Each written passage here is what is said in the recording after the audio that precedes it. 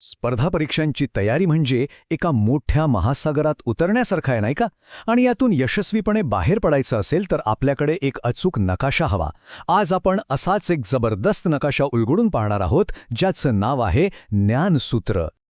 पण मग सगळ्यात मोठा प्रश्न आपल्यासमोर उभा राहतो की माहितीच्या या अथांग विश्वावर आपण प्रभुत्व मिळवणार तरी कसं?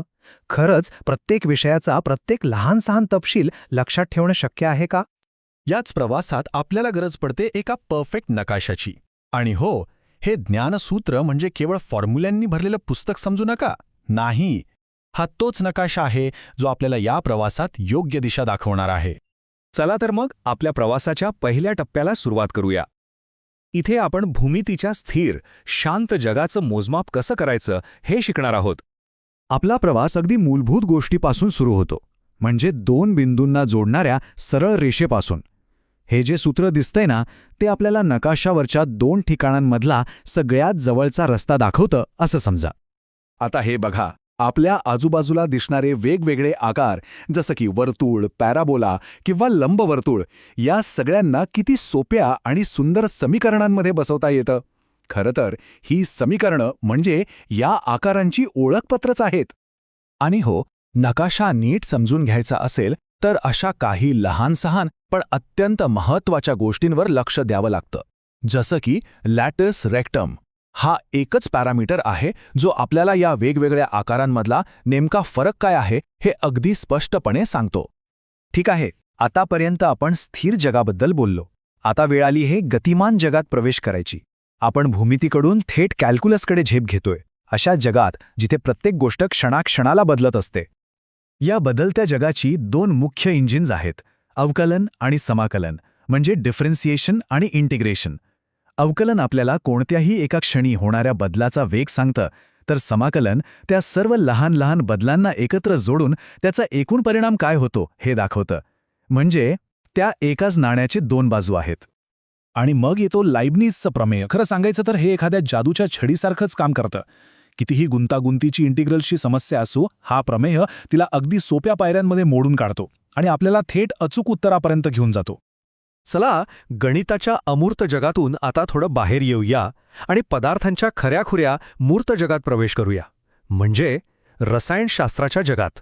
इथे आपण विश्वाचे काही मूलभूत नियम उलगडणार आहोत. रसायनशास्त्राचा नकाशा कोणता? तर आपली आवर्त सारणी.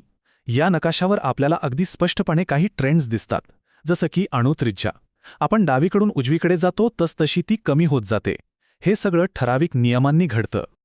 आता ही गंमत बघा, जेव्हा एखादा अणू इलेक्ट्रॉन गमावतो किंवा मिळवतो तेव्हा त्याच्या आकारात केवढा मोठा बदल होतो. इलेक्ट्रॉन गमावला की तो लहान होतो, कारण केंद्रकाची पकड घट्ट होते. आणि इलेक्ट्रॉन मिळवला की तो मोठा होतो, कारण ते नवीन इलेक्ट्रॉन एकमेकांना दूर ढकलतात. किती इंटरेस्टिंग आहे हे. आता आपण वळतोय रसायनशास्त्राच्या एका अशा भागाकडे जो मला नेहमी एखाद्या किमियागाराच्या पुस्तकासारखा वाटतो. इथे आपण पदार्थ कसे ओळखायचे आणि कसे बदलायचे याची जादू शिकणार आहोत. याचं एक उत्तम उदाहरण म्हणजे ज्वाला चाचणी. विचार करा, फक्त ज्वालाच्या रंगावरून आपण आत लपलेलं मूळ तत्व कोणतं आहे हे ओळखू शकतो. जसं की सोनेरी पिवळी ज्वाला दिसली की समजायचं सोडियम आहे, आणि विटकरी लाल दिसली की कॅल्शियम आहे. की नाही सोपं आणि प्रभावी तंत्र? याच किमयागाराच्या पेटीतलं आणखी एक महत्त्वाचं साधन म्हणजे बोरॅक्स मणी चाचणी. यात काय होतं तर धातूच्या ओळखीसाठी चक्क रंगीत काचेचे मणी तयार होतात. उदाहरणार्थ तांबे आणि कोबाल्ट हे दोन्ही धातू निळ्या रंगाचे मणी तयार करतात. यावरून आपल्याला त्यांची उपस्थिती ओळखता येते. ठीक आहे, आता बघूया की नवीन पदार्थ तयार कसे होतात. पहिली पद्धत आहे ॲडिशन पॉलिमरायझेशन. यात लहान लहान रेणू, ज्यांना मोनोमर म्हणतात, ते एकामागोमाग एक साखळीसारखे जोडले जातात आणि एक प्रचंड मोठा रेणू तयार होतो. आपण रोजच्या वापरातली पॉलिथिनची पिशवी बघतो ना, ते ह्याचंच एक उत्तम उदाहरण आहे. आता दुसरी पद्धत आहे कंडेन्सेशन पॉलिमरायझेशन. इथेही मोनोमर्स एकत्र येतात, पण एका छोट्याशा फरकासह. ह्या प्रक्रियेत पाण्यासारखा एखादा लहान रेणू बाहेर टाकला जातो आणि याच किमयेतून नायलॉन आणि डेक्रॉनसारखी मजबूत कापड तयार होतात. आणि आता आपण आपल्या प्रवासाच्या शेवटच्या पण अत्यंत महत्त्वाच्या अध्यायाकडे आलो आहोत. इथे आपण अशी काही साधनं अभ्यासणार आहोत जी आपल्याला अनिश्चिततेचा सामना करायला आणि योग्य रणनीती ठरवायला मदत करतील. संभाव्यता म्हणजे प्रबॅबिलिटी. सोप्या भाषेत सांगायचं तर हे अनिश्चिततेचं गणित आहे. कोणतीही मोठी रणनीती ठरवण्याआधी प्रत्येक गोष्टीची शक्यता किती आहे हे मोजणं खूप महत्त्वाचं असतं. आणि हे सूत्र आपल्याला तेच करायला शिकवतं ज्यामुळे आपले निर्णय जास्त अचूक होतात.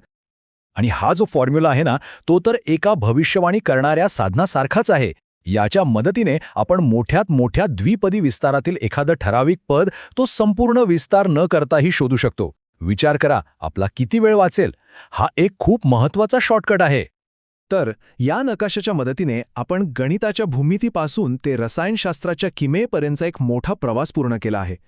ही सगळी शक्तिशाली साधनं, ही सूत्र आणि या संकल्पना आता आपल्या हातात आहेत.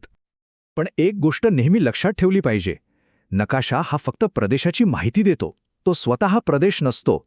तो फक्त मार्ग दाखवतो, पण प्रवास तर आपल्यालाच करायचा आहे. तर मग प्रश्न हा आहे की ही सगळी साधनं वापरून आपण स्वतःचा कोणता नवीन मार्ग तयार करणार?